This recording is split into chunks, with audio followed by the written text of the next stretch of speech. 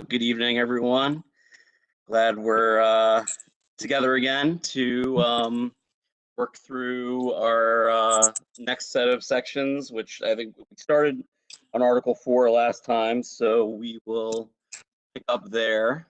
Hopefully get to Article 5. Let me go back to, can everyone see my screen now? I can see it. Mm-hmm. Okay. All right. So I'm gonna. Okay. So let's start by, I sent around proposed red lines for Articles 4 through 5 based on based on proposals we'd gotten, and we got at least one person's comments as well after that. But I do want to first look at the current language before we start talking about red lines. And we talked about this a little bit last time, but I don't think we came to any firm decisions on Article 4A. Let me just.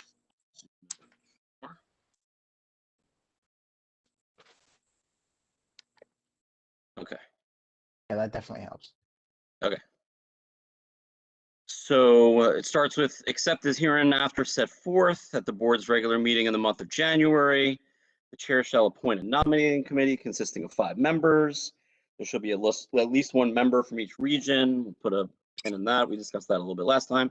The committee shall elect its own chair. Such committee shall meet as often as necessary thereafter in order to report to the board at its February meeting, one candidate for each of the offices of chairperson, 3 vice chairpersons, secretary, and 2 members at large.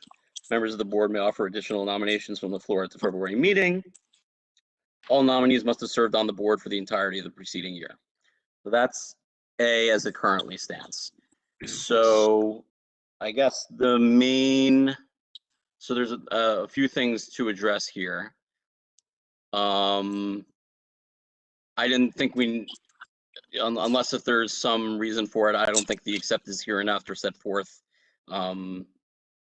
qualifier at the beginning is necessary.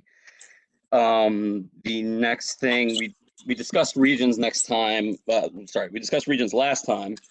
I didn't think it made sense to define the regions here, so I just threw in define below.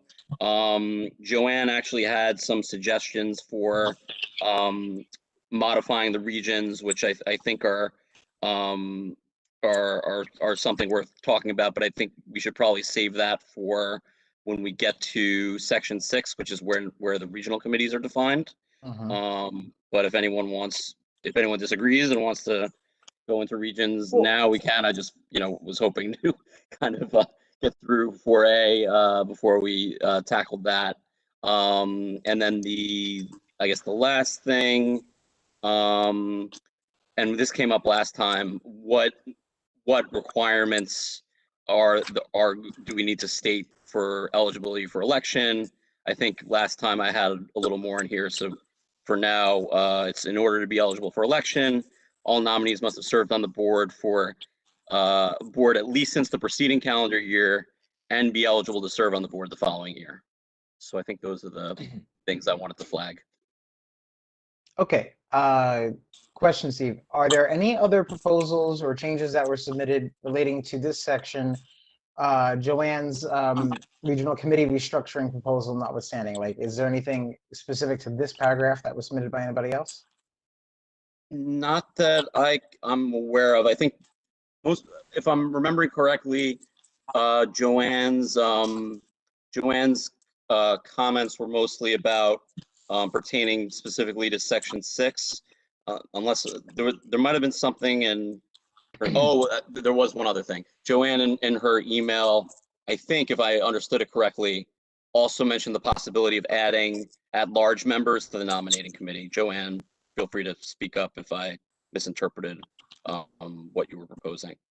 So I think adding at-large members to the executive committee would be sort of maybe plan B to the regional committees. having additional at-large members might give us a bigger pool for a nominating committee.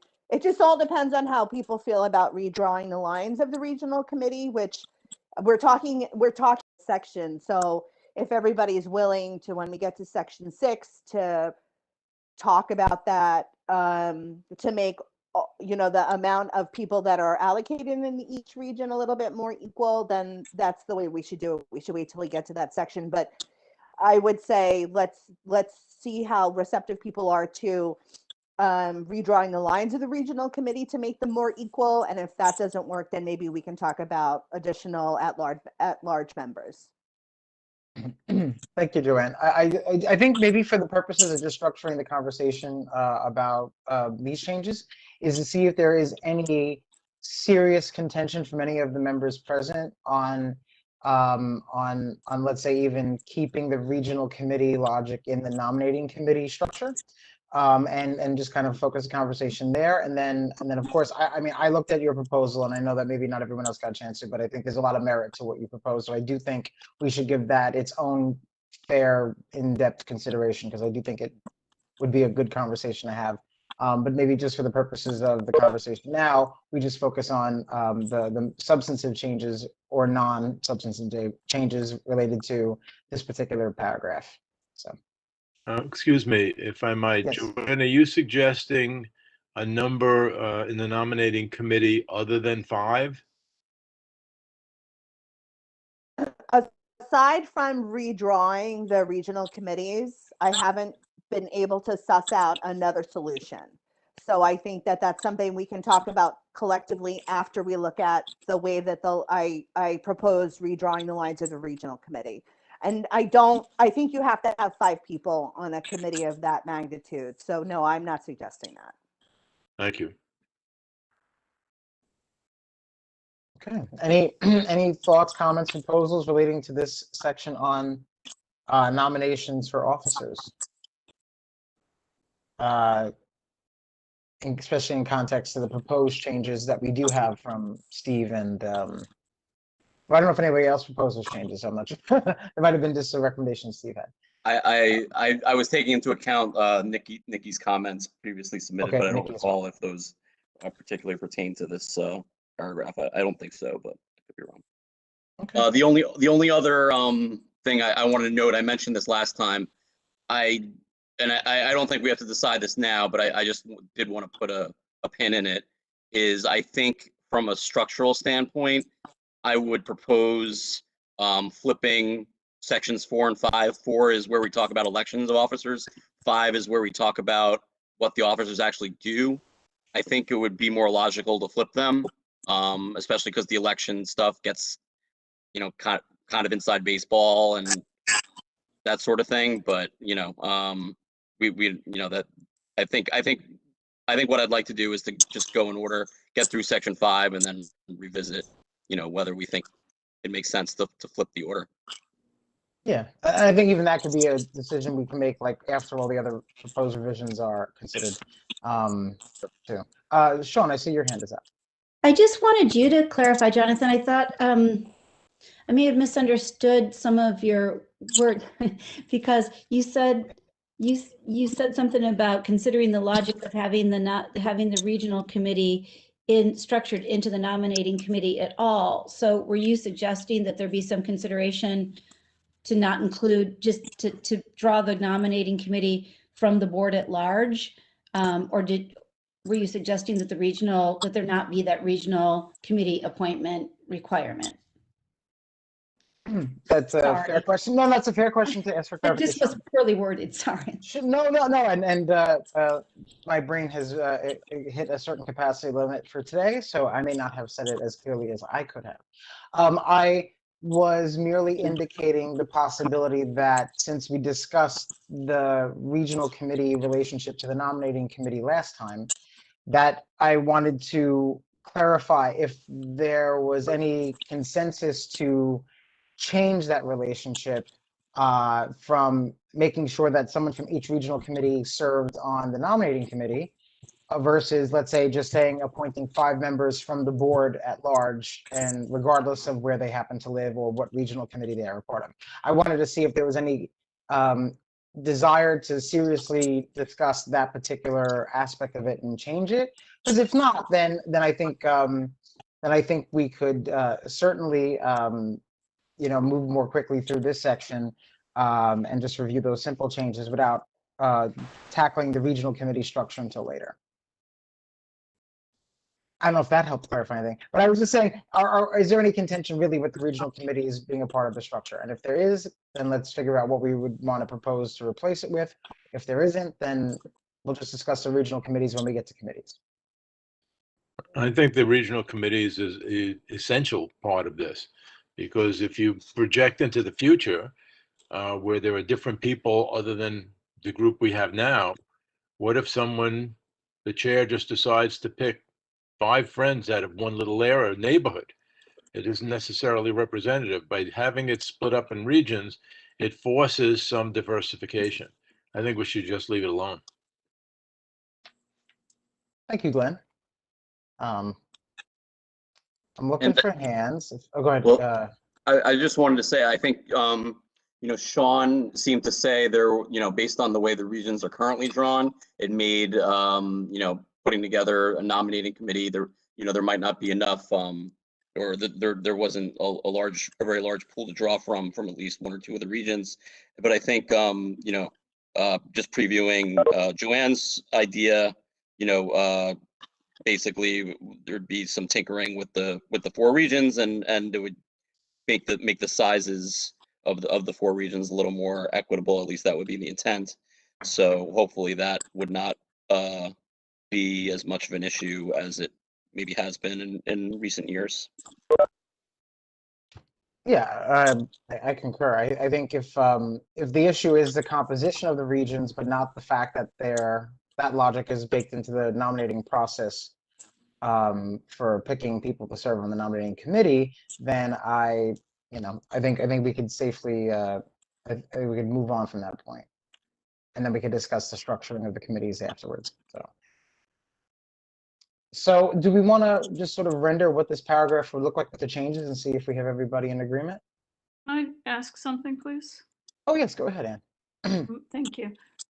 So there's really no sort of overlay upon either the Borough Hall or the City Council representatives who make selections for board participation. So how would we reconcile in the event that there is no representative from one or more of these regions that is not, has nothing to do with complicity or selection by the board members themselves? It's more an accident of the members that are appointed to the board at that particular term for that term. So is it wise to mandate something that is outside of our control?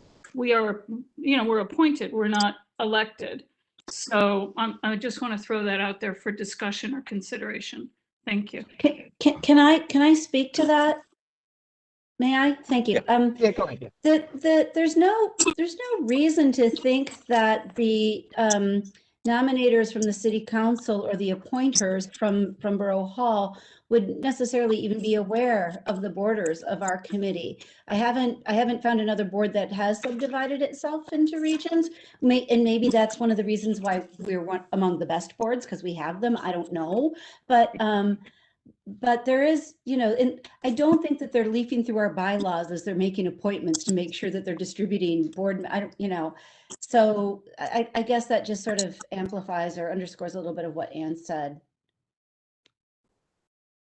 Thank you, Sean. Any other?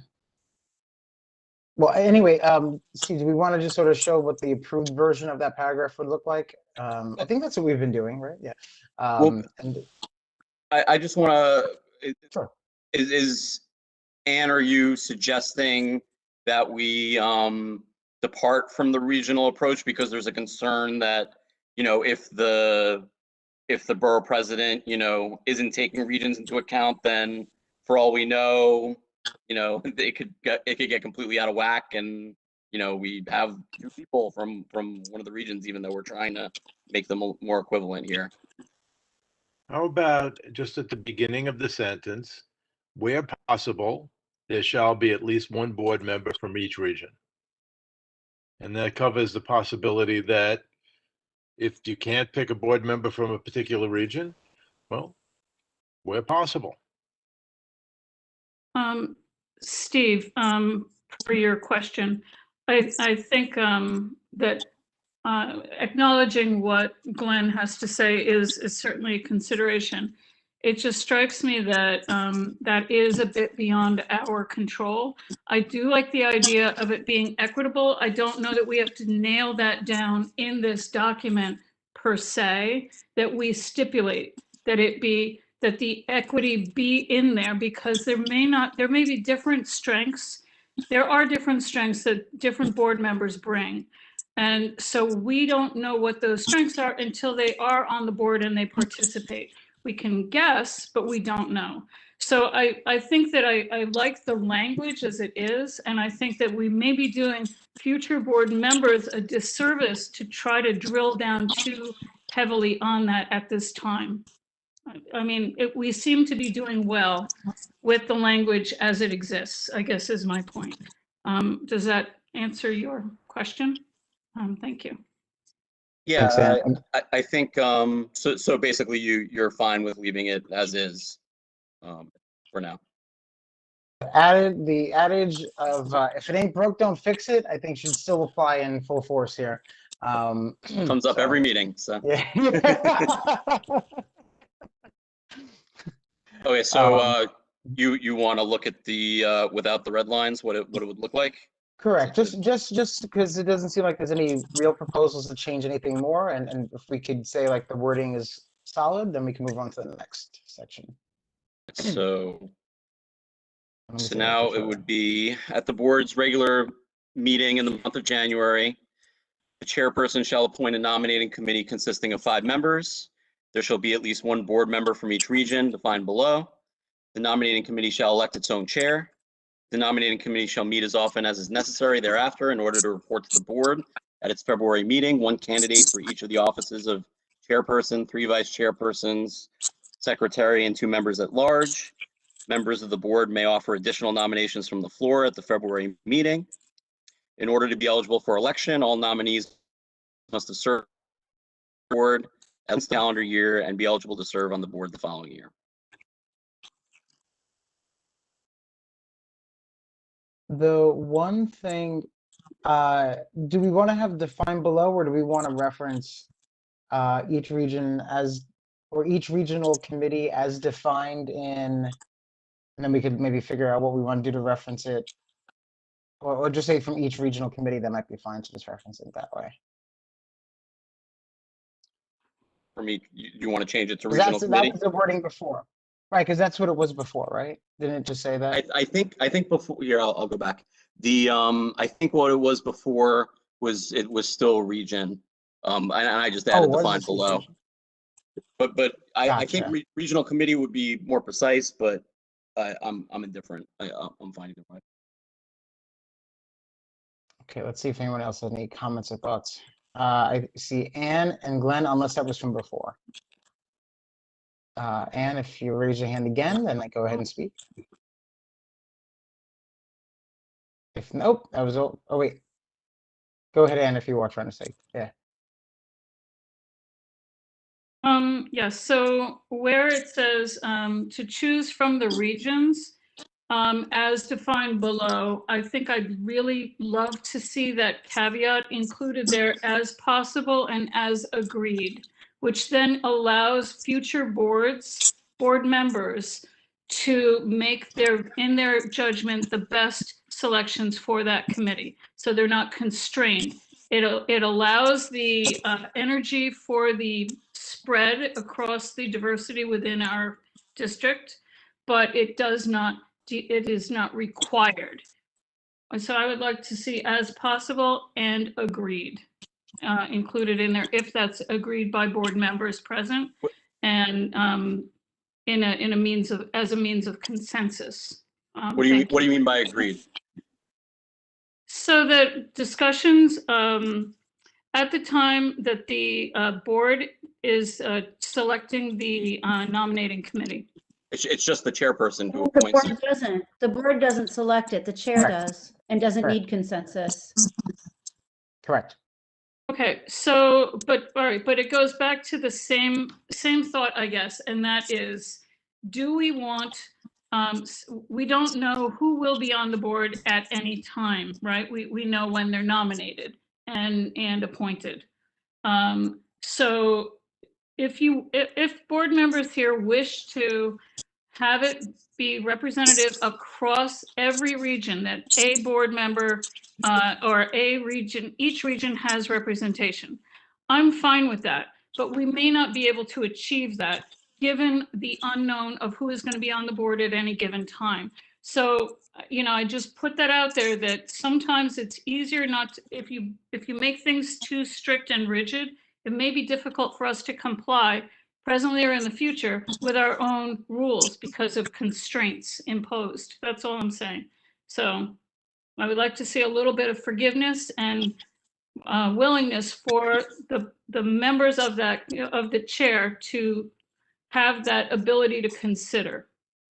I think that it's pretty fair that to say that all of the chairs who I have seen work with this board have been very even-handed. They've never had their hand on the scale. And I don't see that as likely in the future. So, you know, I mean, I think that's all I have to say on this matter, but thank you. Thank you, Ann. I see Florencia's hand is up. Florencia, you want to say something? Yeah, I was just asking, from the regions, you're talking about each member of the nominating committee, right? So there, and we sort of went through this last time, but I don't remember if we ever had a visual even then. There's a technical structure in our bylaws that lumps each of the board members based on where they live into 4 quadrants throughout the district. And basically northeast, northwest, southeast, southwest. And the idea is that because that generally aligns with council district diversity, right? The fact that there we have 4 council districts that touch our borders. I believe it's still 4. And then we have very different ethnic, religious, racial populations throughout the district, and they tend to be in different corners and pockets of the district. And so the idea was that that would ensure someone from each of those different communities and experiences would definitely be a part of the nominating committee by virtue of that structure.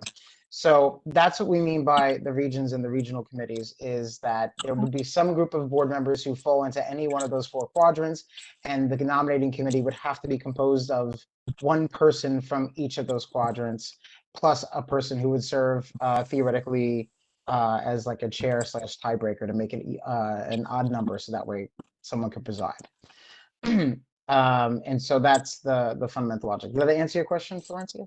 Yes, it does. So based on that, because that's what I was thinking, usually as far as I've seen is that everyone has been fair. So I don't think that one person would be choosing just their friends, because it's you know, it seems even keel, and I don't think there's any reason for it not to continue this way. I don't think. Thank you, Florencia. It's just my input. Of course, we value that. We like that input. So I would issue the caveat again: if it ain't broke, don't fix it. That's one. I would also issue the caveat that the second you make something discretionary, you basically make it meaningless. And I think we should be careful about saying when possible, just for that reason, because again, we've been very happy with the process. We have also only had, in my time on this community board, 2 chair people, and that's only a recent occurrence. Oh, 3 chair people, I guess. So yeah, well, no, and now I'm starting to like realizing, oh yeah, it's changed over more now. But that's the other thing to consider, is that we've had a certain ethos to our board leadership for decades, literally decades. And I don't think we should be complacent in thinking that the ethos of those leaders from almost the beginning of the founding of community boards is guaranteed to perpetuate. That we should be maybe more flexible with this rule, for future generations of community boards and community board chairpersons. So that's my opinion. Anyway, any further discussion or comment? Glenn, did you say Glenn had his hand up before? I did not. No, Go ahead. Sorry. That was from the previous, but I agree it should be left alone. We've never had a problem with it, and with Joanne's suggestion that when we get to the correct area, that we realign the quadrants so that they're more balanced, makes it even less likely that we'll run into a problem. Thank you, Glenn. Florencia, I see your hand is up. I don't know if that was from before. That's okay. Just double checking. Okay, so what's the so wait, Steve is updating it. So we'll look at what the final... I had drafted language along the lines of Anne's proposal, but it sounds like we're reverting back. At least that seems to be the momentum. I don't know if anyone else wants to weigh in, but I do agree with your sentiment, Jonathan, about making things discretionary can be to the extent possible. We should try to especially since it was in there before. Like I think we should try to fix it, and we should try to leave it. And if there comes a later point when it presents an issue, the next round of folks who look at this can come up with something else. But it hasn't presented a problem thus far, from what I gather. So. All right. So let's see what the final version might be when you're ready. All right. So read it out one more time. Yes. All right. At the board's regular meeting in the month of January, the chairperson shall appoint a nominating committee consisting of 5 members. There shall be at least 1 board member from each region, defined below. The nominating committee shall elect its own chair. The nominating committee shall meet as often as is necessary thereafter in order to report to the board at its February meeting. 1 candidate for each of the offices of chairperson, 3 vice chairpersons, secretary, and 2 members at large. Members of the board may offer additional nominations from the floor at the February meeting. In order to be eligible for election, all nominees must have served on the board since the preceding calendar year and be eligible to serve on the board the following year. Okay. Are there any other objections, concerns, modifications anyone would like to make before we move on to the next section?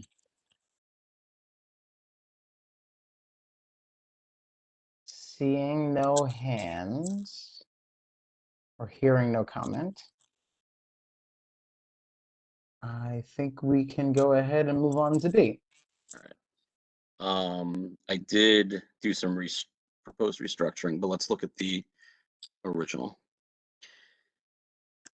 So B starts, all nominees shall be made known to each board member by a written notice prior to the March meeting. B1, no further nominations from the floor may be made at the March meeting unless 1 or more of the offices are vacant. B2, if after the February meeting but prior to the March meeting, any nominee proposed by the nominating committee declines to serve or is otherwise ineligible to serve in the designated office, the nominating committee shall propose another nominee for the stated office and shall make its report at the March meeting. At that time, there can also be nominations from board members for that vacancy. An election to fill this vacancy shall be held at the April meeting. So I can only gather that B2 happened at one point, and that was specifically made to deal with a certain situation. I can only imagine. I basically just proposed moving things around. I thought it would be a little more logical. Basically just flipping B and B1. I thought starting with all nominees shall be made known to each board member by written notice prior to the March meeting. Then no further nominations from the floor may be made at the March meeting unless 1 or more of the offices is vacant. And then the red lines didn't do a good job here, but so B2, what I have is if after the February meeting but prior to the March meeting, any nominee proposed by the nominating committee declines to serve or is otherwise ineligible to serve in the designated office, the nominating committee shall propose another nominee for the stated office and shall make its report at the March meeting. At that time, there can also be nominations from board members for that vacancy. An election to fill this vacancy shall be held at the April meeting. So really not much to change. It's really just really flipping B and B1, I guess. Steve, isn't that already presupposed? If the nominating committee has to meet as many times as is necessary to bring a slate to the March meeting, then that section, part 2, is redundant, isn't it? I'm happy to axe B2 if we think it can be axed. My thought from reading it is clearly something must have happened that it was added. So that's yeah. So but I if agree with folks don't Sean. think, It seems Yeah. redundant to me. I think I saw Nikki's chat comment flash before my eyes, and that seemed to agree with Glenn and Sean. So Wait, so I have a question though. So originally B was just talking about how to handle nominations from the floor. And then C was discussing the election. we haven't And- gotten to C yet. There was B1 and B2. So basically, I just flipped B. Right, but Yeah. in the bylaws on the website version, the part, if prior to the March meeting, let's see here, I'm just trying to see, I'm judging it by the PDF here, so maybe I'm missing something here. No, hold on. It's possible my So let's see.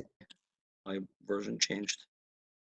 So, okay, if part of the March meeting, if after any nominee is nominated, propose a nominee set. So the part about if prior to the March meeting, any nominee proposed by the nominating committee declines to serve as otherwise ineligible, that was originally attached to section C.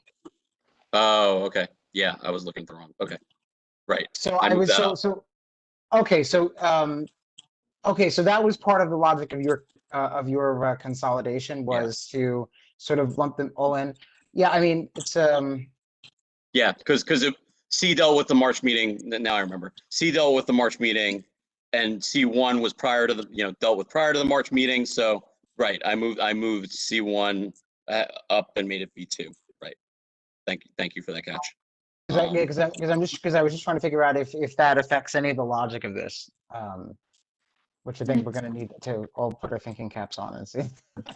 Thanks, Jonathan. Because Yeah. I was looking at my minutes, my bylaws, and I'm like, wait a minute. Yeah. No, I was looking at no markup rather than original. So Right, I apologize. exactly. Okay, Thank you. okay. That's why it's a team effort here, because we all got to keep our eyes peeled. Okay, so then, okay, so we're dealing with the. Okay, so what version are we working on right now? Has that been? Are you working on adjusting it, or what do we have here? I Just can so go I back can to the see. original. You want to look at the original? Okay. Yeah, why don't we look at that, and then maybe we could we could just see if there is anything that we need to change in particular from based on the original, and then we can incorporate some of the consolidation work that you have in mind. Yeah, I think Sean and other folks are right that we don't need C1 as it currently reads. Because yeah, we Yeah, it have just the basically says if nominating you didn't get committee. the job done, get the job done.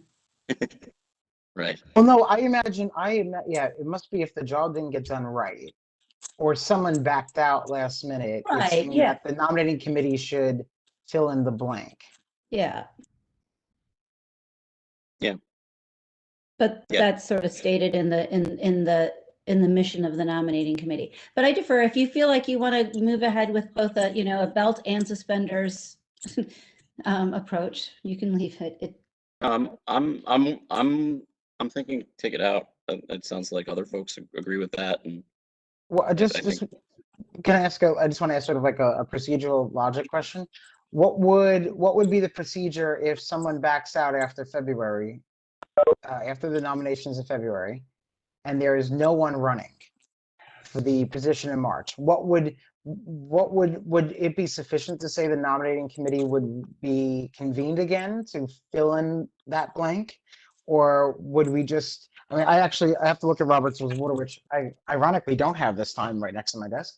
I don't know if that would be the standard operating procedures to have the nominating committee come back again. I don't know. In other words, before we axe it, I want to make sure that it really serves no purpose in that particular event, and we don't deal with the problem of a potential vacancy in the election that we don't have a great way of filling. I don't even know if we even talk about filling vacancies. Let's see, then instead of filled, then the rest of it gets filled by the executive committee. That would be the only backup plan. Yeah, yeah, that's what it says. I was just going to say that. So then are we, It so says, then we have to, sorry, go ahead, Glenn. I thought it says that the nominating committee will meet as often as necessary to fill the slate. Now, not in those exact words, but because I don't have it in front of me. But since they're tasked with the idea of nominating enough people, that's it. But at the What happens to change that? Doesn't matter what happens to change that. They are tasked with fulfilling that job. Such committee shall meet as often as is necessary thereafter in order to report to the board at its February meeting. It doesn't say that its job continues past the February meeting, which I think is part of the logic as to why this provision must be there in that particular scenario. So again, I'm not saying one way or the other, but I do want to cover that. That's probably the logic here. Yeah, It's- so, It And makes and sense. It's Jennifer- not hurting anything there, and it does add suspenders. It is, I see what you're saying, Jonathan. The nominating committee might at that February meeting, make its report and then be like, done, checking out, don't ask me to do anything else. So it just makes sure that they are brought back to convene if one of the nominees post-February report drops out. So sorry for raising the flag. I don't think it hurts anything to leave it there. I have a question. Yeah, and we usually disband it. I think that's in the wording of the script. Is like and like something to the effect of like the committee is no longer needed or something. Or I forget if sometimes it's said, but anyway, it's like thank you for your service, whatever. Sorry, whose hand was up? I didn't mean to jump in on that. Florencia? Francis Bryan, Oh yeah, go ahead, Leonie. I have a question. Who is going to nominate who is going to, do we have a steering committee or just a nominating committee? So we have a nominating committee just for nominating the officers. We have the executive committee, which is I guess you could consider like a steering committee. Steering committee. Yeah, it's to some actually to a pretty significant extent, although it has not functioned like that in a long time. But that's the role of the executive committee. But it would be nice if when you have the nominating committee, you have an alternate. That if something happened that it cannot come to February, you have somebody else that you could call. So instead of having 5, you'd have 6. If all 5 is there, you don't have to have the alternate work. So you're suggesting that the nominating committee select a backup nominee for each office? Yes. If you wanted to interesting. move swiftly. Now, no, that's a very interesting point. I hadn't thought of that. That's actually a good one. Thank you, Leonie. Florencia, you have your hand up? Oh, sorry. Okay, I just double checking. Yeah, I was just I try- saying, it states in section 2 that if after the election there occurs a vacancy to the question you posed, in any office except that of the chairperson, then said office shall be filled by a majority vote of the executive committee. It does Right. say that in C2. So right, but that the different, does answer your question. so the difference here is that basically the nominating committee would propose someone, and then let's say at the February meeting, someone else was proposed on the floor to run against that person. Then sometime after the February meeting, the nominating committee's nominee decides like, something came up, they don't want to serve. Then suddenly the person who was put forth from the floor would be running unopposed. So the idea is that the nominating committee should have another shot or what have you. So it's not necessarily that there would be a vacancy, because there could be someone nominated from the floor. I think that's why this is slightly different than. I got it for you if you want it. Robert's Rules of Order. It's got the whole thing, and this is what it must be reflective of. It says the nominating committee is automatically discharged when its report is formally presented to the assembly. So in our case, that would mean at the February meeting, it's done. Although, it continues, if one of the nominees withdraws before the election, the committee is revived and should meet immediately to agree upon another nomination if there is time. So there you have it. That's why this is our version of encapsulating that rule from Robert's Rules of Order. And now it makes sense. Well, to me, it makes sense. Maybe to nobody else, it makes sense, but to the Robert Rules nerds out there, it'll make sense.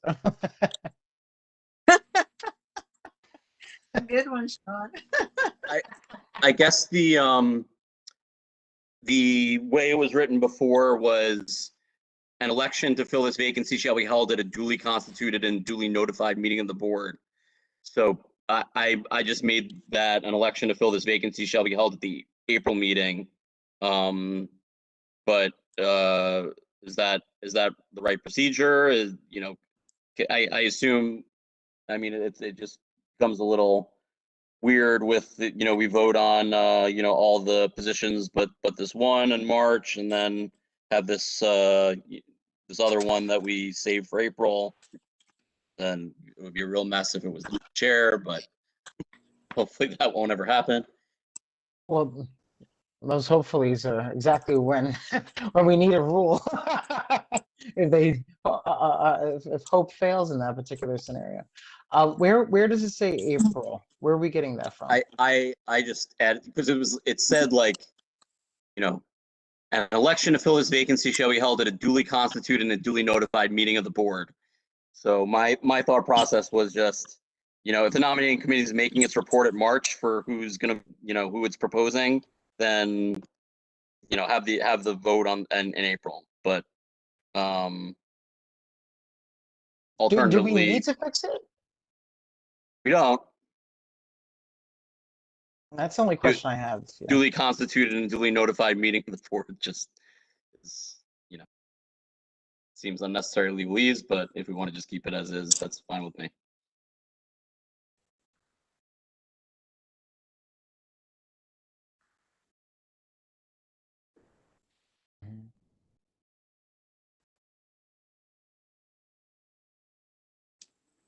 That's interesting. I mean, I guess, yeah, I guess it's up to the question. Anne, I see your hand is up. Yeah, it is. Thank you very much. So I was thinking further about what Leonie brought forward, as well as I think Florencia's reiteration of what's in the existing document, which is a bit covered.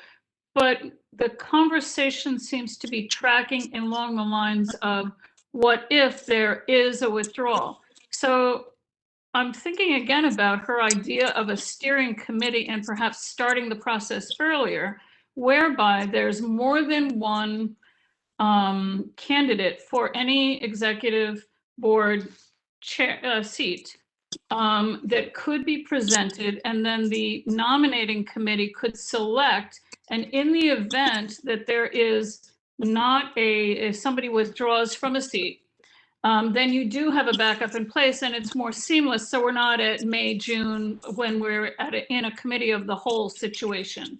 So it is covered in there as written. But to Steve's point about moving it down the calendar, maybe we should consider inserting some language along those lines. Just putting it out there. Not Robert's Rules, just putting it out there. Thank you. Thanks, Anne. Oh, and to Leonie's point, excuse me, for what it's worth, again, in Robert's Rules world, it's not customary to nominate more than one person for an office through a nominating committee, but it's absolutely possible if desired, unless something prohibits it. So, you know, I don't know if it needs to be included in the bylaws, but certainly it would be possible for the nominating committee to say, we nominate this person and that person, or we nominate this person, or failing that, we would nominate this person. But I will say our board has been really good at vetting all that way in advance. And we have never had an issue where somebody was nominated for, that I can recall. I could be wrong, but I do not recall a scenario where somebody was a serious nominee for any of the positions on the executive board and had not agreed to it in advance and, and never had that fall through. I can't remember it. I don't know if there's anyone else that can, but I don't know of a scenario that I could think of. So for what it's worth, let's see if there's any other. Glenn, I see your hand is up.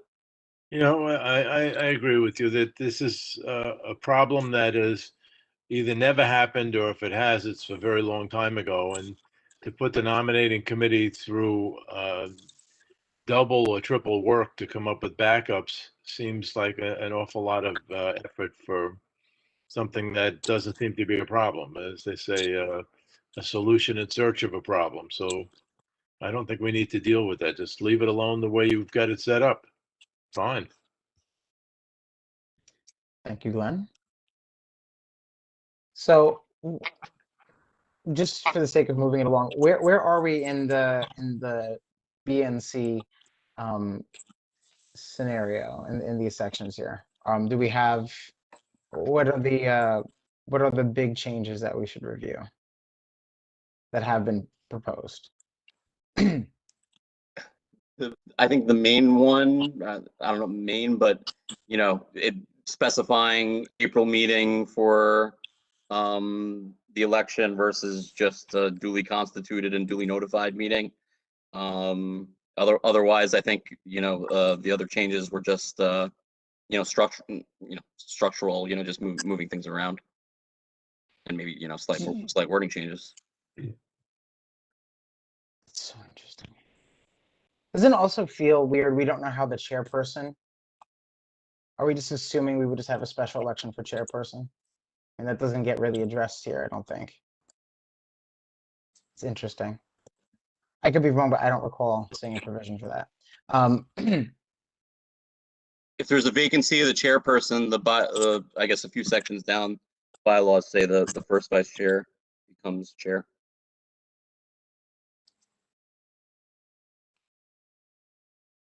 Oh, it says that through the. Is that the duties of the vice chairperson you're talking about? Yeah, I think so.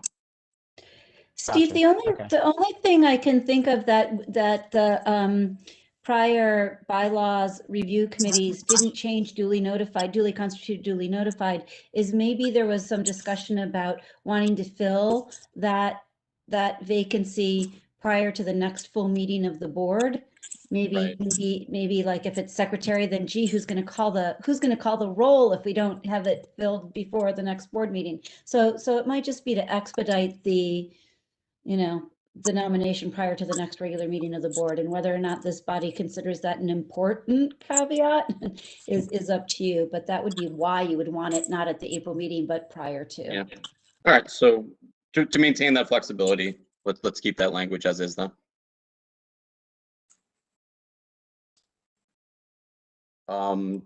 Should I read out what the proposal is then for the restructured section B? Yes, please. So now section B, all nominees shall be made known to each board member by written notice prior to the March meeting. Then B1, no further nominations from the floor may be made at the March meeting unless one or more of the offices are vacant. B2, if after the February meeting but prior to the March meeting, any nominee proposed by the nominating committee declines to serve or is otherwise ineligible to serve in the designated office, the nominating committee shall propose another nominee for the stated office and shall make its report at the March meeting. At that time, there can also be nominations from the floor for that vacancy. An election to fill this vacancy shall be held at a duly constituted and duly notified meeting of the board.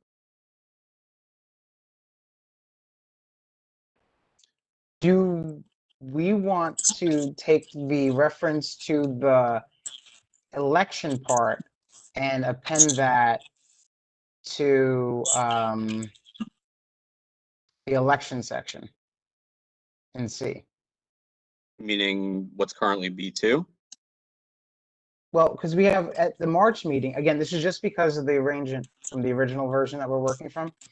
Elections are talked about in C, Oh, I see. and then moving the part addressing this vacancy concern here, and putting. Let's see, does that make sense? Maybe for in vacancy, election to fill the vacancy shall be filled. I don't know. Okay, we shall be present at the nominee for the March meeting at that time. I understand. Actually, right, I see. So it does. It lives in a weird. It's half in and half out. Half related to nominations, half related to elections. It's a strange clause, and I don't know if there's a. I don't know if it has a good place. Maybe it needs to be its own section. Do you want to make this C or?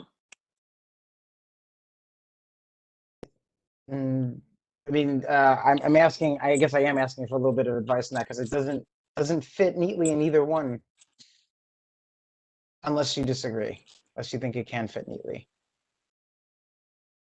Yeah, my only thought to moving it out of C was, just for chronological purposes, Yeah, because although. it's all related to nominations. Yeah.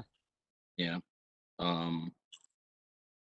I kind of like that it's not its own section just because it's this weird one-off, like probably not going to come up situation. So kind of burying it in a sub part is, I think, sensible. But I'm sort of just talking around it because I see the conundrum, and I just don't know if there is a great answer for it the way it's currently written. But like we said, if it's not really causing a problem, if there's no change to the language, why don't you leave it there for now? Because there might be some reshuffling once the entire document is reviewed, and it's not really bothering anything there. So maybe just earmark it for placement review later. That's true. Any hands? Anyone else want to weigh in on anything before we move on to C? I'm looking. Time to move on. Okay. Totally. All right. Yep, I don't see any other hands, so I think it's safe to say now. Everyone's clear though on the changes to B. I just want to make sure that because we didn't do a full readout again, but I don't think we have to unless someone wants it. I've read it. I'm pretty sure. Okay. All right. Okay, So let's go with C. Let's do C on its own first, rather than the subparts. So the original C is at the March meeting of the board, pursuant to the written notice sent to each board member, there shall be an election held for each of the offices of chairperson, first vice chairperson, second vice chairperson, third vice chairperson, secretary, and 2 members at large. The person receiving the highest number of votes for each office shall be deemed elected. Biggest problem I had with this one is there was no mechanism for what happens in the event of a tie. So just to have something there in the event of a tie, the chairperson may cast the tie-breaking vote, or alternatively ask the full executive committee to break the tie. I just think we need a mechanism. I don't really care what it is. The other thing I added was just I thought we should just have something in passing, just saying there should be a quorum in order to have the election. So I just threw in after confirming. We really need to add that because we can't do anything without a quorum. That's just a basic. Yeah, but we specify it below in section below, so I think Where Maybe consider taking it out of below. where is it below? Sorry, Board can't take any action at a meeting without a quorum. I mean, you can't even approve minutes without a quorum. So it is presupposed in any action the board would take. All right. And Steve, to your concern about a tie, while I'll grant that the threshold of the highest number of votes is a little iffy, typically speaking in Robert's Rules of Order, in the event of a tie, you have to ballot again until somebody gets that higher number of votes. And I think if you make the current chair, who might be being contested, the tiebreaker, you might be asking for a massive conflict of interest problem, especially if they voted in their own election, which they're allowed to do. Yeah, I mean, if Robert's rules say that, then okay, it's just a little awkward to have people revoting into perpetuity if they feel That's very strongly. unlikely. And it's not the way voting works. And it's never happened. This again is a solution in search of a problem. That's never happened. Well, a Yeah. tie is not so unlikely. That's not a weird thing to imagine. All right, so if everybody votes again on that one particular item, all you need is one person to change their vote. Correct. And again, the So- threshold is highest. It doesn't even require a majority. It just is highest. So just you need one vote difference from somebody, right? So you're saying under Robert's Rules of Order, in the event of a tie, there shall be a revote until the tie is broken?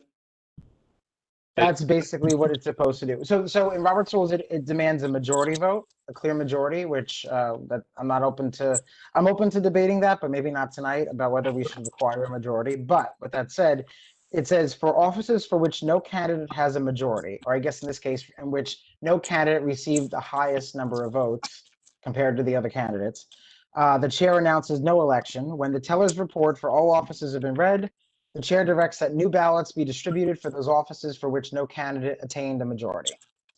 And in this case, I guess would be where no candidate attained the threshold to win.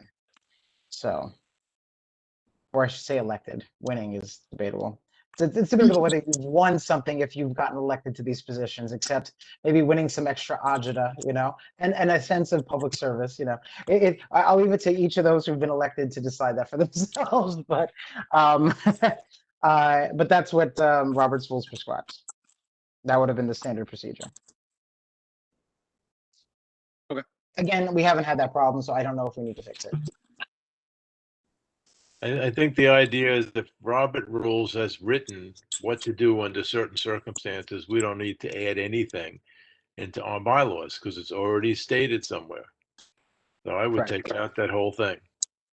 Sorry, this is Nikki. Can I just to sort of build on what Glenn said? I feel like the Roberts tonight, every night for this committee has a theme, right? I feel like for tonight the theme is that Roberts rules, very much like our earlier conversations about the city charter, like that if the city charter addressed something, we really didn't need to rehash that. I feel that's come up so many times tonight. That's a good rule of thumb here too. Like if Robert's rules has a solution, why should we make up our own and focus more on that culture part, right? Like what do we want to communicate about our election processes as a group, not so much the legalistic view. It's a really good point, Glenn. But where do we need a provision that says when, in doubt, Robert's Rules applies? Because I don't think we have that here. You don't need that. Well, Why I will not? say, wait, hold on. Let me just being the parliamentary person and being here in the Terry Reddy era, what I will say is this. We do mention it. It says the chairperson is supposed to enforce Robert's Rules of Order at all of our meetings. That is not the most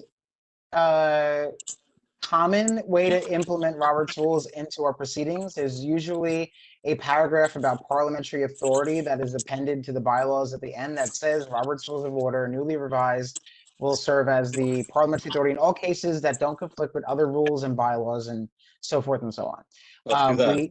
We should probably do that, and we should probably add it. But that's why I think this on an F under duties of chairperson, to interpret and enforce Robert's Rules of Order, except as otherwise provided in the bylaws. I think that was sort of the quick, addition to get Robert's Rules into the equation. I do think we should adopt it more clearly, and then it would state clearly this is the fallback for all those things that have not been answered otherwise. Okay. I could email. I'll email the wording out that's standard, and we could look at it when we get to that point. And for what it's worth, it is part of the chairperson's opening remarks at the beginning of every meeting. It is reiterated as we begin meetings. Exactly. No, I don't I don't have an issue with Robert's rules application to the meetings, but just there's nothing in the bylaws as currently written to say, oh, by the way, if there's any provision that needs, if there's anything unclear, turn to Robert's Rules of Order to clarify. So we should have that. So we'll add that later. Yeah, I sure don't disagree. And it should be that and the charter, because it's, that's what we state in the, just taking the meeting opening statement and apply it to the bylaws. Okay. Anne put in the chat, she asked a question about, do we need to have a parliamentarian for the board? I don't know if this is the right section to discuss it, but it's something, I don't know how many other boards do it, but I think some of them might have that position. I mean, don't we, basically the way we're defining the chair's duties, basically the chair is effectively the parliamentarian? Because I mean, at least as it says to interpret and enforce. But the parliamentary, but that is the chairperson's role in any parliamentary sort of like setup.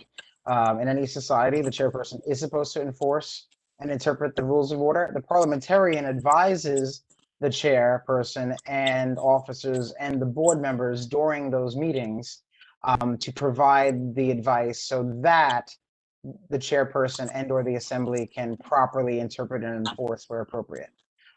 So it's a sort of an advisory. Think of it as like having legal counsel sit by and say, well, this is what you can do or not do, and this is what the consequences are, and then the person has to make the decision themselves.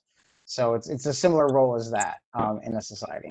So then silly question, guys. This is Carl, Sure. And so hey, Carl. do we need a parliamentarian? Just because the way I'm seeing it, between the district manager and the executive committee and the board, wouldn't that like triumvirate be a parliamentarian itself, right? Like there's no way district manager would advise the executive committee and the board on options that are possible that are not within the rules, right? And vice versa.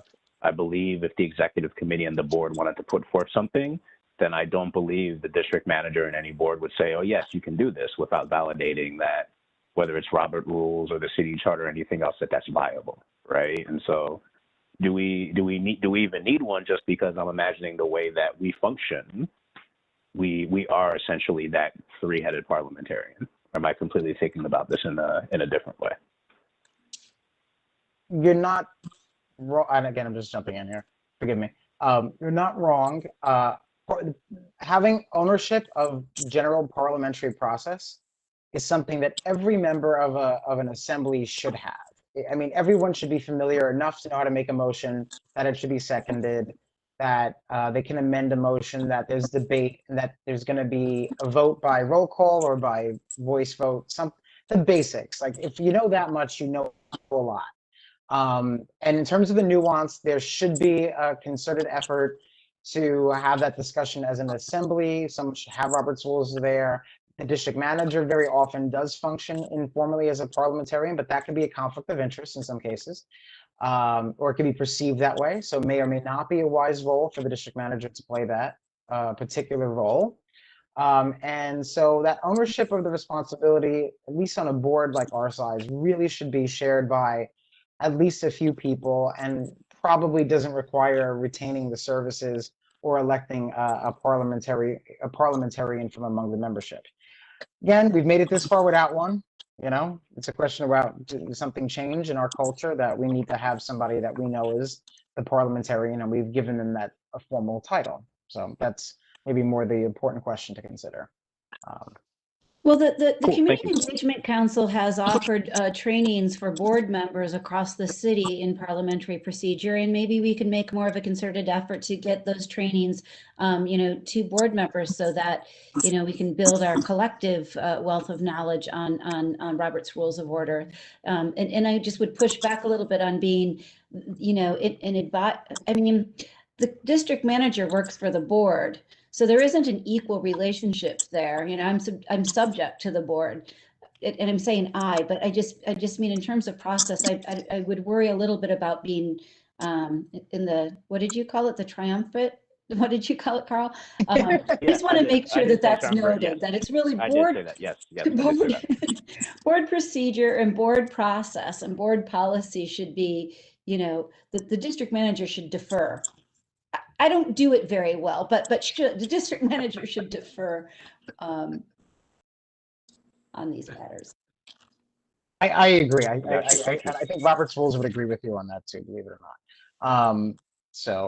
Anyway, how did we get to this? Oh, about the role. Oh, Florencia, your hand is up. Sorry, before I go on.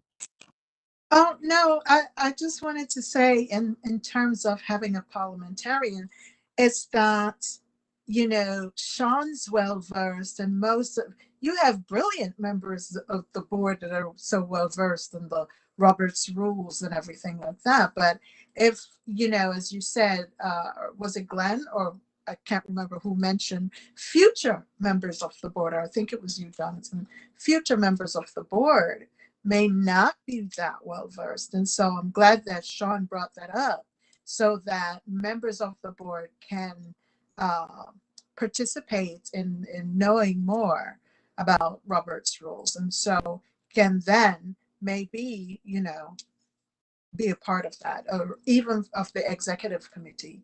Someone can still be assigned that role, I believe. So that's my opinion. Thank you, Florencia. Okay. So any further, where are we on this now? We are on. What section are we actually election. looking at? We went on a tangent because we were talking about the tiebreaker, and Yes, then I we know, got but we caught up in the Robert's we're all- rules component of it. But we are technically supposed to stay focused on how we want the elections section to read, and if we do need to make any changes. What in the section are event- we looking at right now? Article 4C, beginning with at the March meeting. I thought we did that already. That was the one we were just talking about, because I had the tiebreaker in the last sentence, and We're done with that section. And then we haven't fully resolved it, so we're still here. Should I read through the current proposal, or? Yes. Yeah, I think, yes, read it, yeah. All right. At the March meeting, there shall be an election held for each of the offices of chairperson, first vice chairperson, second vice chairperson, third vice chairperson, secretary, and 2 members at large. The eligible board member receiving the highest number of votes for each office shall be deemed elected. Sounds good. Yeah, if there's no reason for anyone to have any concerns where we have to change something there, I think it served us well before, and it continues to serve us. It'll probably continue to serve us well in the future. So I'm gonna just see if there's any other hands up. I think Florencia, your hand might still be up from before. Sorry about that. Yeah. No worries. Okay. All right. So any other comments on this section? So we could, if not, then we'll move on to D, if I'm reading that correctly. Yeah, it was C2. I'm proposing making it D. Okay.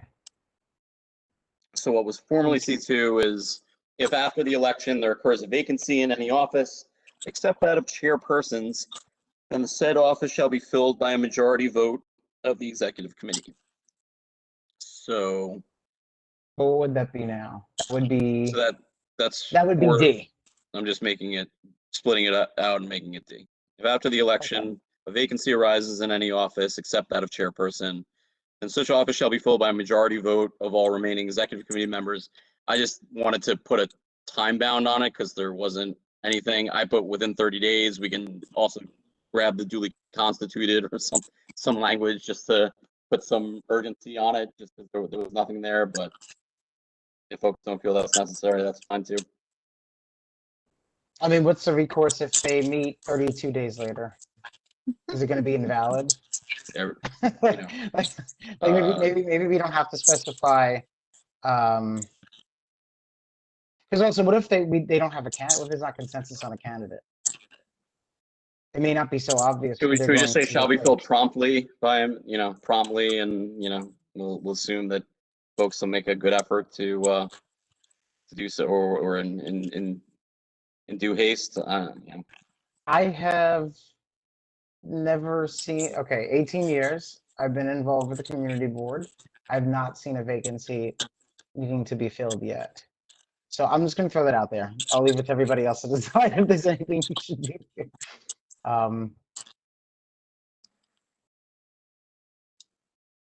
Any discussion on this from anybody else? Any comments, concerns? No, it was fine the way it was. All the remaining, majority vote of the executive committee. That's fine. Thank you, Glenn.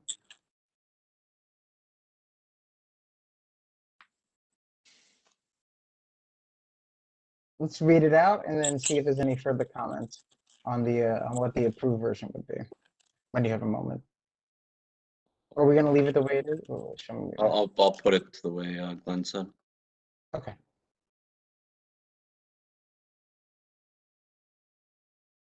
All right.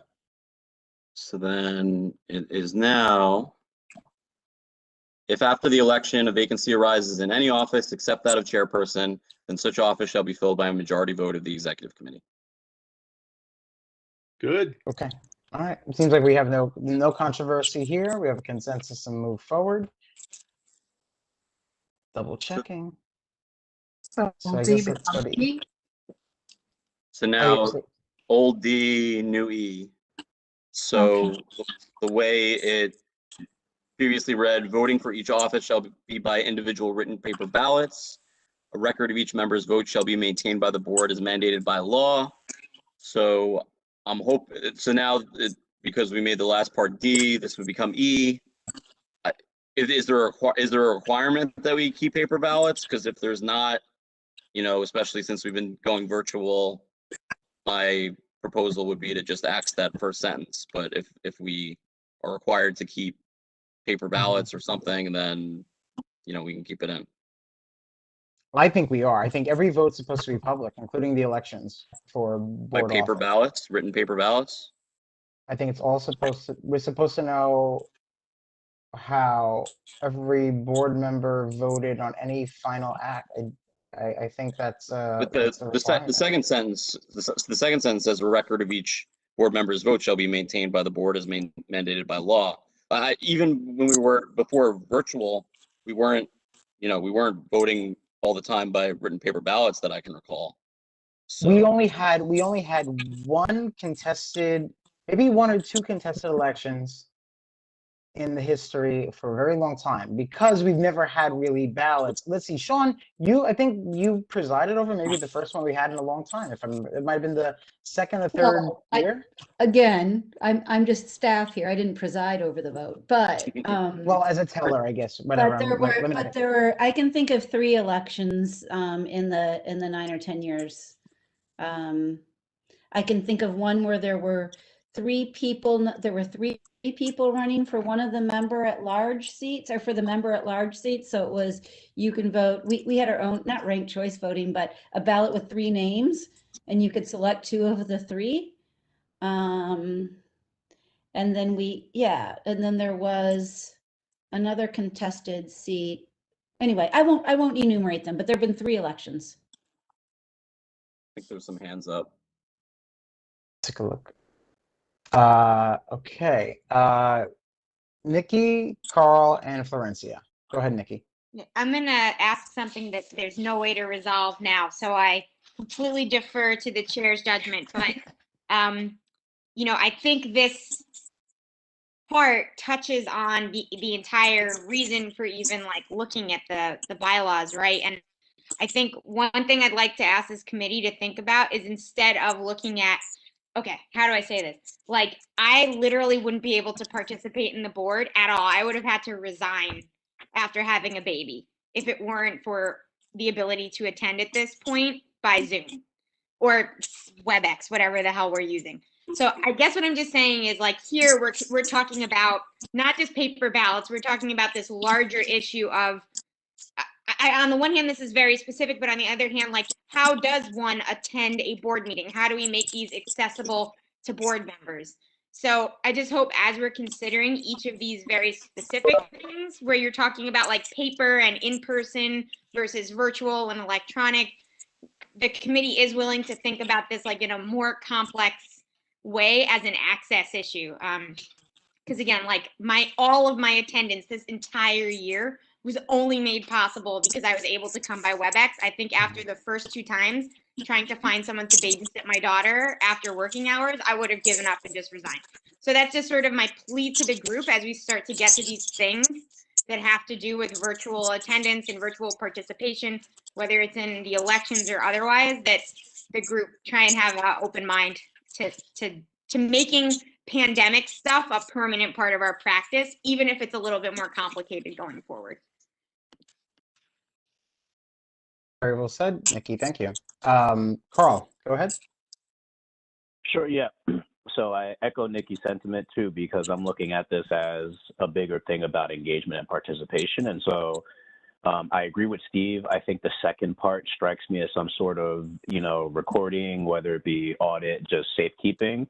But I was thinking for the first sentence, I'm not a lawyer, but just something simple like voting for each office shall be, done in the manner as appropriate.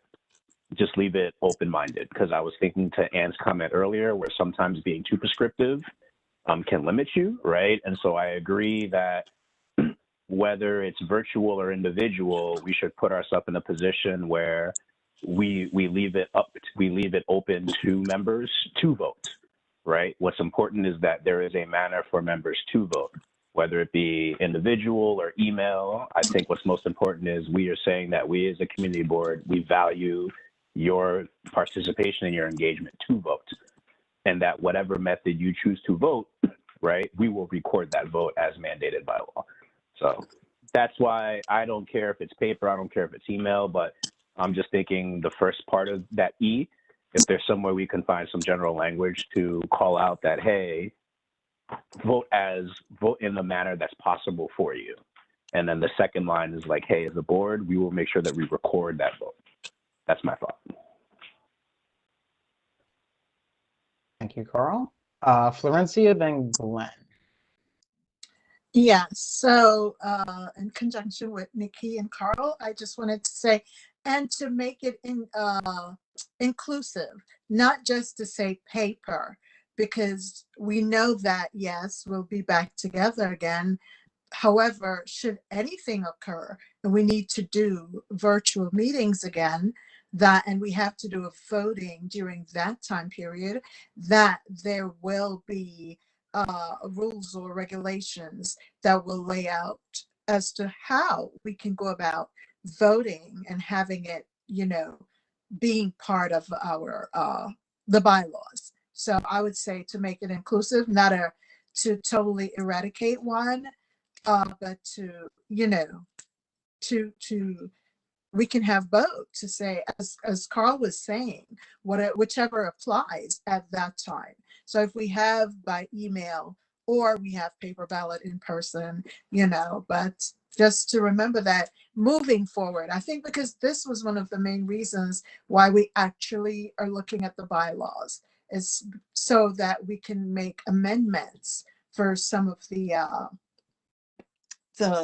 laws that we have currently in regards to voting. I remember us saying that, and that's how we got to look at this. And also in regards to hosting the meetings and to knowing, what needs to be done. Is that, yeah, thank you. Thank you, Florencia. Glenn, go ahead. Yes, just to piggyback a little on Florencia. This is the first section that we've actually come across in my mind that is really important because of what's happened with COVID. This is a change that actually requires a change in the bylaws. But we have to be careful how we go about this. Now, normally when we vote, we don't have our name on the ballot. The ballots are secret ballots. So how do we do that through a WebEx meeting? Glenn, go ahead. I believe the ballots have to be available for public inspection. You're not, what's the word? They're not anonymous. when we fill them out and when we voted, we don't put our names on them. We just, yes, you have to keep the ballots, just like when the ballots go into the scanners in the ballot box, you have to keep them so you have a record of who was voted for, but you don't have a record of who did the voting. And when you have all those papers after our votes, you have who was voted for, but our names aren't on those. I believe they are. I believe that we have records of who voted for whom when votes were taken. So, That's what the bylaws say. That the record of each board I member's think, vote shall be maintained. and that may have more to do, well, Glenn, just we can't forget that New York State public officers law, open meetings law does govern city agencies and community boards to a significant extent. So my gut instinct when we were looking at it was that that's probably a New York State law that is requiring that. I don't see it in the charter that's requiring it so explicitly, but it may even be a separate city law as well, or a corp council opinion or something. So that's where that may be coming from, and that may be just reflective of that. Yeah, they're pre-printed and they're handed out to you in envelopes with your names on them. I can't remember the names on the envelopes and the ballots, but the office definitely kept track of whose vote was for what. And it has to be available to the public, and we've been discreet. We've made it available upon request, and sometimes there is no request. Some boards just publish it, just like toss it up there. See, Joanne's hand is up. Yes, go ahead. I just wanted to chime in. I distinctly remember that my name was associated with the 2 contested votes that we had during my tenure. So the ballot does have the name on it. And I wanted to add that I recently just ran an election for my condominium board, and there are services that will allow electronic voting that are auditable and you can track. They run about $1 a vote. So we can consider using, or that electronic ballots are available to us that will meet the requirements of the open meeting laws. Yeah, I think the written paper should come out. I mean, No, I don't think it necessarily has to come out. It depends. The question is, if we can meet in person, do we have to meet in person to vote? Because now we're talking about something different. If we're meeting like we are now on WebEx, well, clearly a vote would have to be electronic in some way, shape, or form. But if we can meet in person, will we go back to the old requirement that you have to be at the meeting to vote? Or was there a proxy situation that is set up that you don't have to be at the meeting? I mean, how we go about this is what this is hitting on, and we have to figure out what we mean by it. Then we can figure out the language. But if we have to be at the meeting to vote, then the paper part is fine. We just have to have language in there for if we are making a vote electronically. Now, that would be a separate sentence. I believe what I read in the city charter yesterday is that community board members cannot proxy their votes. Yeah. I've never seen it done, so I didn't think so. So I think it's one or the other. Either we're meeting in person or we're meeting WebEx, Zoom, or whatever, and we don't have any, the language we have is just fine for the meeting in person, but we don't have any language for what happens if we have to meet electronically. But if we take out written paper, then both scenarios are covered. Shall be by individual ballots. So, we can do it electronically. We can do it in person with paper. That heads up. Nikki has her hand up, so I don't want to ignore that. Yeah, I Go just ahead, wanted Nikki. to I think something that might help us make a decision here would also be to differentiate between the annual election, which is super important, right? And where you might want to have like more stringent requirements than just your regular board meeting. So I'm just thinking of my own organization, which obviously which usually has its elections at an in-person meeting where actually people come from 60 different countries and they don't allow you to skip the in-person part, right? So that's my first suggestion, is just to say, like, do you want to have something here that refers to the election of the board that's slightly different than language around just like normal voting at your run-of-the-mill monthly meeting? That was my first suggestion. The other thing I wanted to just say was to build on my earlier rant, which I made very much about, like, I'm a mom and accessibility, but I do just want to add another perspective on that, which is that having blended meetings, like the one, you know, when we do get to go back in person, where people can attend in person and electronically, are just better meetings, and you can get better people to be a member of your board, like awesome people who do cool stuff and may only be able to attend electronically. And so I just wanted to add that, and not just make it about like, oh, woe is me, a baby, kind of a angle on that. Thank you for that, Nikki. I mean, okay, to try to wrap it up and get somewhere where I think we kind of address everything at least somewhat loosely here. But if we do take written paper out, it doesn't preclude an in-person experience. It just allows for the possibility that it could have been operated electronically, or by whatever mechanism is decided. Now, how that gets decided, that's a whole other question. But with that said, I mean, it doesn't take away the in-person voting part, or nor does it take away the fact that theoretically you could do early electronic voting as long as there's an individual ballot and the election is occurring in the context of the March meeting. So someone could technically be home even if it's in person, if there's an electronic ballot, and can complete the ballot during that 45-minute window or whatever the time might be.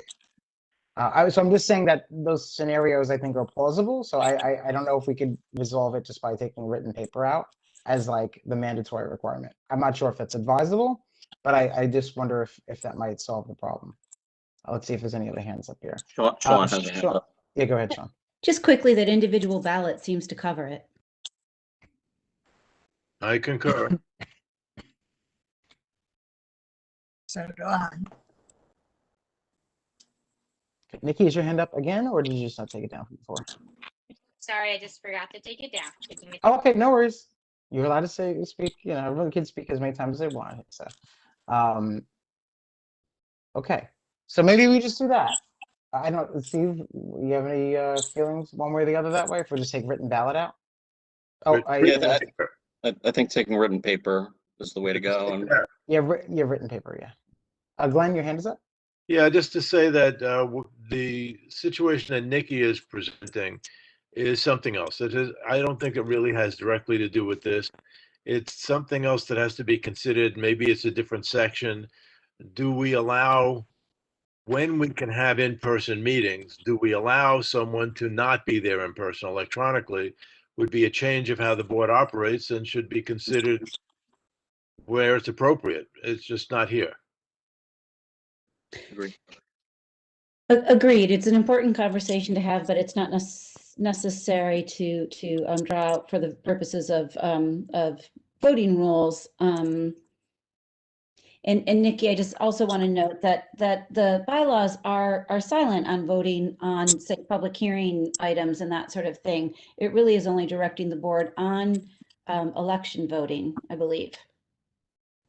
But I will say that I think open meetings law would require all that to happen in a public forum, whether it's electronic or in person. It has that. I don't think you could ever do any other kind of voting unless you're present in some capacity.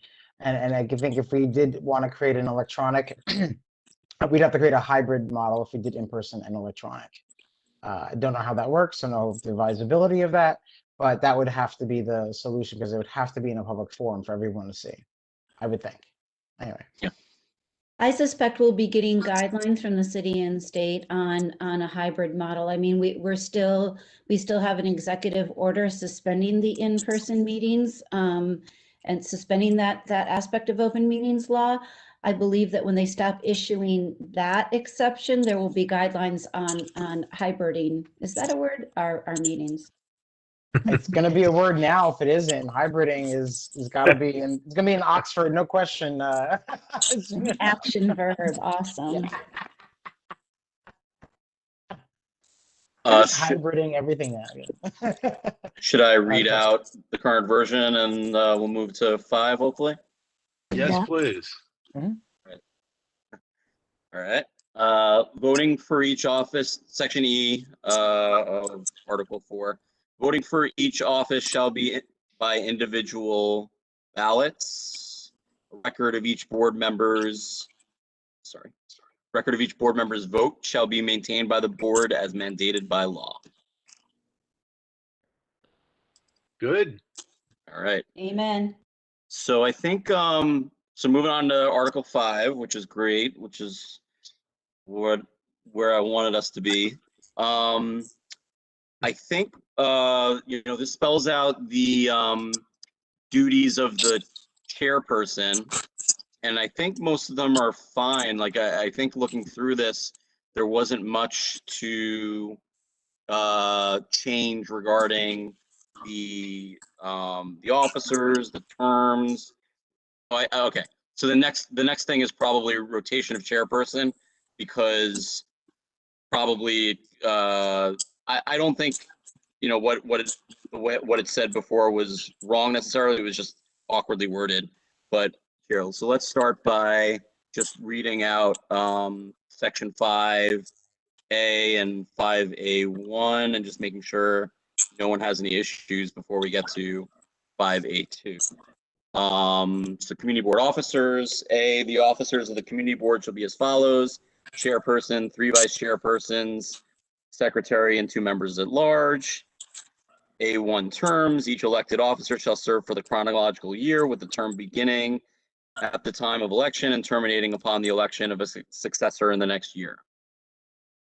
Anyone? Yeah, I'm sorry. Okay. I think the election of a successor presupposes there'll be a successor. In most cases, we have, the officer continuing on in that seat. So I think that's a little bit inconsistent with what happens. Should it just be terminating in the next year? No, because if they get reelected, then Well, we had the clear example of it. Joanne took over as chair right away.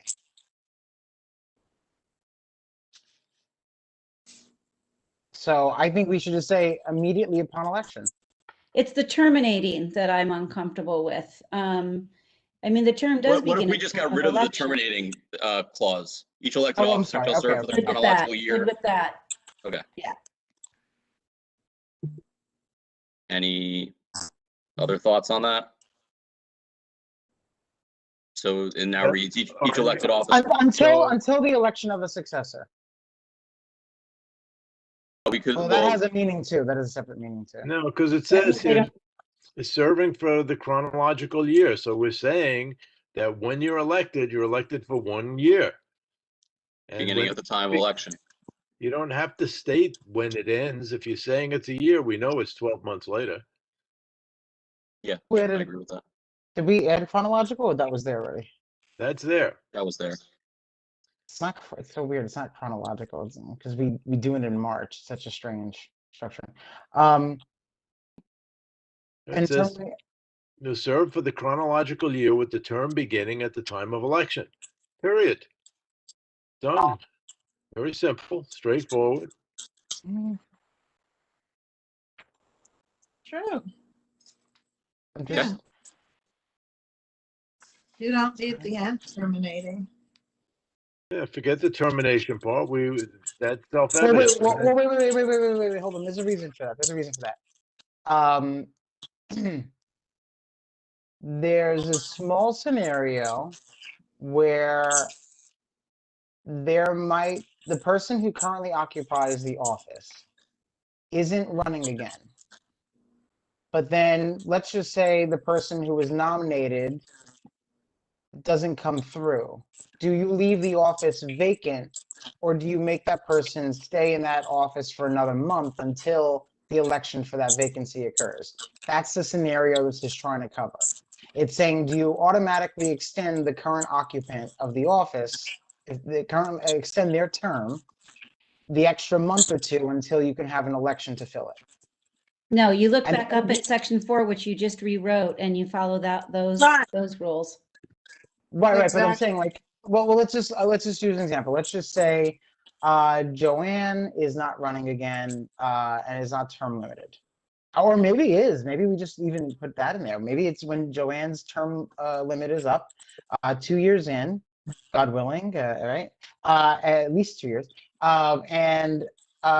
So she's not supposed to run again. The person who was nominated, who is supposed to take over, I don't know, gets a job in France and they have to leave and they're no longer qualified and it's vacant. France, huh?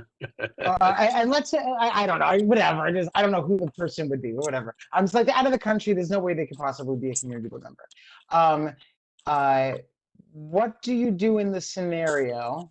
I mean, I guess, what do you do in the scenario that there would be an unelected vacancy? Just by virtue of the fact that the nominee didn't come through. Does Joanne serve as chair for 1 more month until that election can take place? You know, and that, by the way, we could use the same example of a first vice chair, you know, or a second vice chair. What do? Do you leave it completely vacant? Or do you have the person who currently occupies it hold on to the office until that election is complete? So I think that's the logic of that wording. So again, I'm not trying to say that it has to be that way, but I am 100% certain that the logic is to cover gaps so that there is someone that holds the office as long as that person is still otherwise a part of things until that successor can be elected. Well, but That's then why the it's- whole thing has to change. Well, first of all, we have something earlier which says that when there's something vacant, then the executive committee fills the vacancy, don't we? Because this says the office shall serve for a year with the term beginning at a certain time. So that means at the end of that term, they're done. And if we don't have someone there, it's vacant. With That's the what that means. exception, with that one exception of that 1 month potentially. No, where but the it doesn't say nominee- that. No, but that's the scenario it's covering. It's saying. It isn't covering that. It's saying they get to serve for 1 year, and at the end of the year, it implies vacancy. They're done unless they get reelected. It's very simple. They're done. Then they have to. Glenn, Then another mechanism comes in to fill it. but I'm just saying, but Glenn, just to be clear, before we decided to strike, we were considering striking and terminating upon the election of a successor. Except that it isn't necessarily a successor. So that's just. No, but that probably is there covering the scenario. What happens if the nominee who should have been up for election in March is no longer able to run? And then another round of nominations has to occur. And then the election is going to happen after March. Who fills those offices during that time? That in between time. No one. That's what, again, that's what I'm pretty sure. Okay, so that's just a decision I want everyone to be clear on, that if that's what they want, they will leave potentially offices vacant, including the chairperson, by insisting on the person's term ending strictly 12 months later. Yeah, I think that's what it should be. The term is the term, and when it's over, it's over. And if there's a glitch in terms of electing someone to fill that seat, well, then the board has to figure out how to fill that seat. And I think we've already talked about how that's going to happen. I'm sorry. Go ahead. Thank you, Glenn. Sorry, Joanne, I see your hands up. So I think you're 100% right. You're talking about two different variables here that it's not only the election that makes somebody eligible to begin that position, but it's also the terminating of the successor. And I think that makes a lot of sense to me as well. That you have two mechanisms that are driving somebody who is going to take over that role. I think it's inappropriate to have the chair position unfilled relative to a glitch that you had, a scenario that you mentioned. So I think keeping in the terminology so that you have those two mechanisms, there's the election and the terminating of the successor that brings the new elected officer in. So let's see if we can come up with some compromise wording then, because I think Sean's right that successor is not necessarily right, because a lot of times it's going to be the same person. So in terminating and so serve shall serve for the chronological year with a term beginning at the time of election up until the let me election in find the what, following year. Or I don't know. give me one sec to find the wording in Robert's rules, because this is super common and there's a way to address this very thing. I just can't, my brain doesn't allow me to have But the I words think right you now. were onto it, Steve. Because the way you were wording it means, you know, you're serving your term for the year.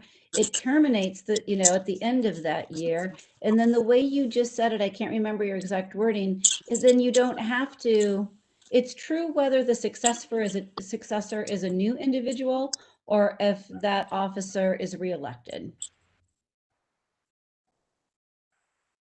The way that you had worded it. Yeah, so I'm proposing beginning at the time of election up until the election in the next year.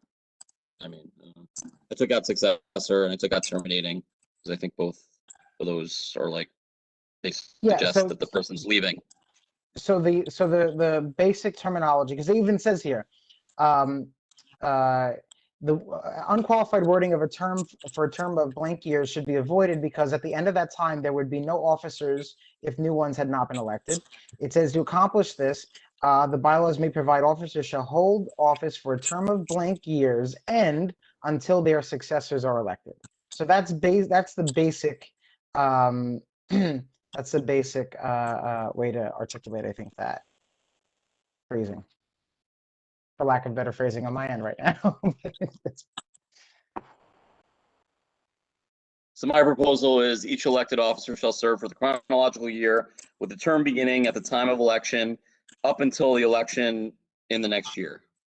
A little awkward, but. Or how about, or until their successors are elected, and until their and until their successors are elected. Because in many, I think Sean's point is in many cases, the successor is themselves. So it's just a little weird to refer to successor as the same person. But they do. They succeed each other, and they're considered successive terms, right? Like that's Yes. I am my own successor. Yeah, Jonathan, it's not and, it would be or. But no, sure. but that's a different meaning. That's a different meaning, Glenn. And actually, in parliamentary procedure, they warn you about that, because that means you could force an election midterm to get rid of somebody. So be very careful with that. I would not put the word or. No, you, with what you just said. Yeah. So my word, I butchered my own wording. It's shall hold office for a term of, let's say, a year, and until their successors are elected. Okay, but that's what I'm saying, or until their successor is elected. But or can trigger, or could mean that if there's a real conflict in a board, and there's plenty of precedent of board conflicts in New York City, so we don't need to presuppose the possibility of that as a hypothetical alone, then saying or could mean the board would just simply call an election.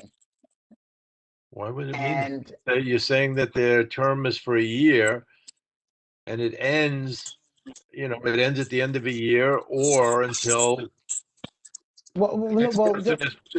end. When you say end until a successor is elected, it already assumes that it's an automatic 1 year thing if everything goes normal. It's a 1 year term. And if something goes wrong, and in these weird cases we're talking about, which again have really never happened to us, that would mean that maybe your term would be 1 month longer until the election completes the selection of a successor. And that really would be in a situation where it's not the same person. Yeah, but it's not a time limit. It's not 1 month. It could be 14 years. No, that can't happen. No, until the next succeeded. Right, but it wouldn't be 14 years. And until this, exaggerate, but it's not necessarily a month either. But the successor part doesn't require a term limit to make sure it's a different person. I can understand that maybe it doesn't seem that obvious to a lot of other people here, maybe, but when this is talked about in bylaws and Robert's rules, the successor is always just the person who got elected for the next term. Just to avoid confusion, how about we say until the election of a successor or re-election in the next year, just so it's not. Eureka. I think that's Is great. that okay, Jonathan? I mean, if it's clear enough that it can't possibly be misconstrued, then I can live with that. Just 'cause I understand Robert's rules and what it means, just like, I think the natural reading of successor, I can understand why Sean reacted the way she did, because, you know, you usually don't think of yourself as succeeding yourself. Right. No, I get it. I never gave that thought. I guess I got so used to the wording, it never even struck me as odd that I could succeed myself in a subsequent term. But if it creates clarity so that the same effect is achieved, then that's fine. All right, so we got each elected officer shall serve for the chronological year with the term beginning at the time of election until the election of a successor or re-election in the next year. And until the election of a successor or re-election in the next year. See if there are any other hands up. So any other comments, additions to this part? Just a quick note that it is 8:18, so Mhm. we've got just 12 minutes to wrap up. Thank you, Sean, for keeping an eye on that. Playing the role of Ephraim Nierenberg tonight. Oh my gosh, I couldn't. That was funny. He was like ready to start no matter what. That was funny. Yeah. No, he could be our parliamentarian, our timekeeper. In addition, yeah, said with fondness. Yes, of course. Are we ready to move on to B2? Did you read the final version? I will read it again. Well, I guess, yeah, you're right. We did change it. We added the word "and," so let's read it again. Each elected officer shall serve for the chronological year with the term beginning at the time of election and until the election of a successor or re-election in the next year. Works for me. Okay. Any further comments? I think we're Looks good. Rotation of chairperson. Okay, let's do it. I think we're good. I don't see any other hands up. The Alvin Burke special right here. A2, rotation of chairperson. To provide the greatest opportunity of service for each member of the board, no chairperson shall serve for more than 2 consecutive terms, except by a majority of the board members present and voting authorizing such additional term. Seemed a little awkward. Put a comma around present and voting, because that definitely would help take that part out of the, if you didn't already do that, maybe you did. I don't know. Oh, well, you changed it to more things. Okay, so let's. All right, so I have to provide the greatest opportunity of service for each member of the board. No board member is expected to serve as chairperson for more than 2 consecutive terms. However, board members may by majority vote authorize additional terms for a chairperson who is eligible for re-election. I don't even know if we need made by a majority vote. However, board members may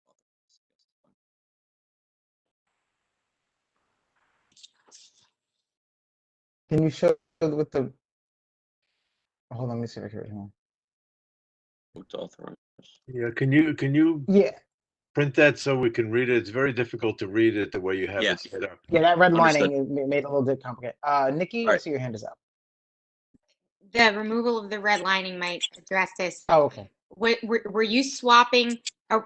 Steve, are we looking right now at your accepted edits, or Yes. are we looking at the original? This is the accepted edits.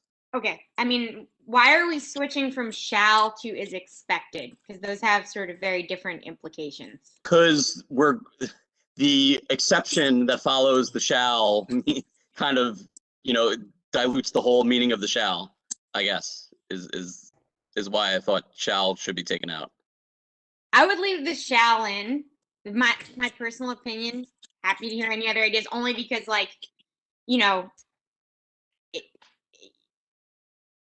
I think that communicates more of that really shouldn't happen unless you've got an FDR kind of a situation.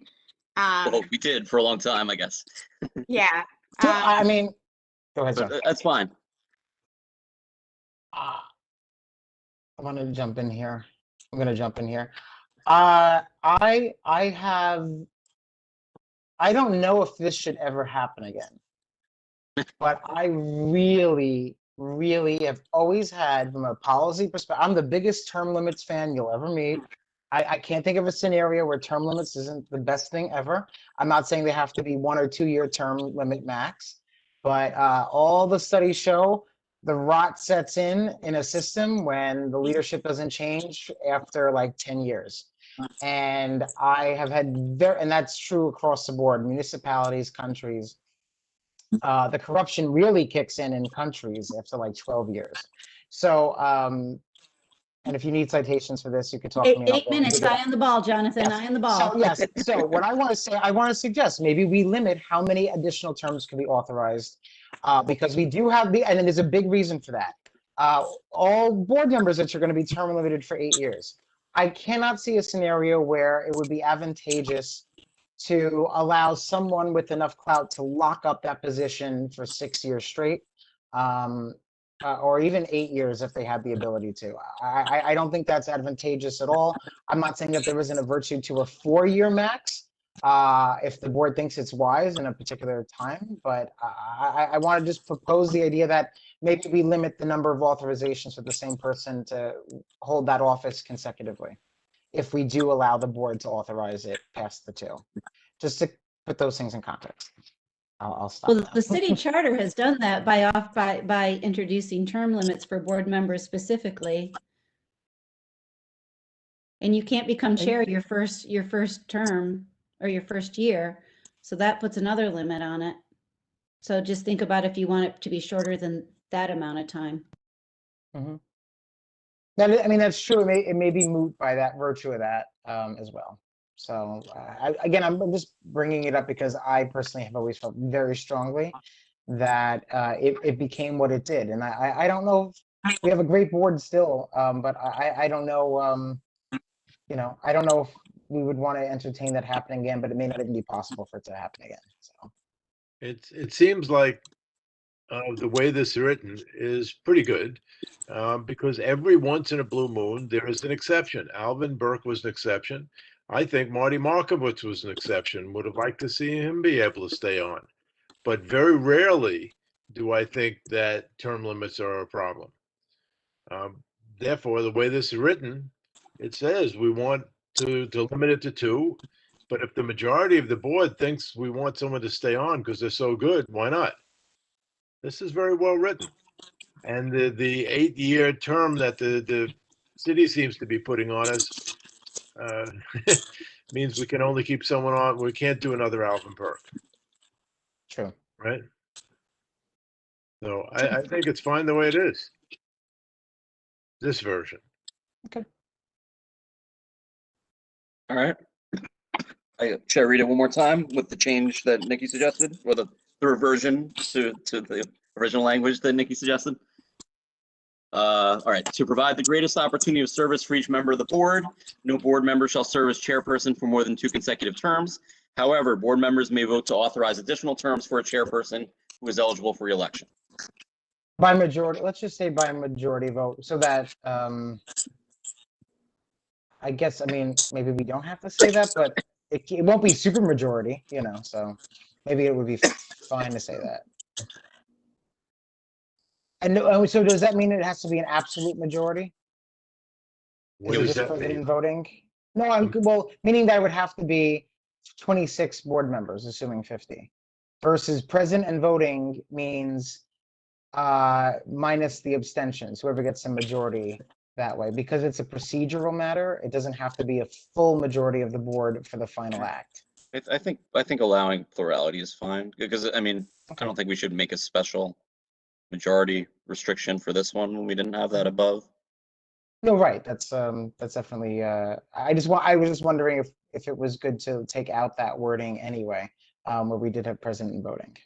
I guess that was my that's my main point. Do we want to put that back in? Oh, was it something I took out that you? Yeah, because it says by majority vote, by my majority. Where is it? Find it quickly. Oh, I took out present and voting, so you're. Yeah, exactly. Okay. Yeah, that's all. I'm good with that then. All right. It's 8:27, so I think we can probably stop there.